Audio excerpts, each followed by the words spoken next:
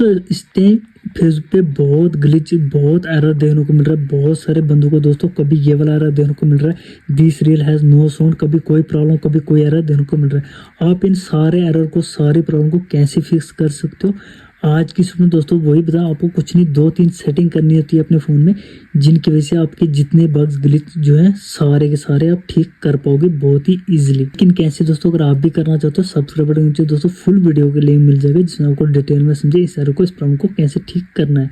तो जाओ फिर दोस्तों वीडियो चेक करो, चैनल पर नए चैनल तो सब्सक्राइब।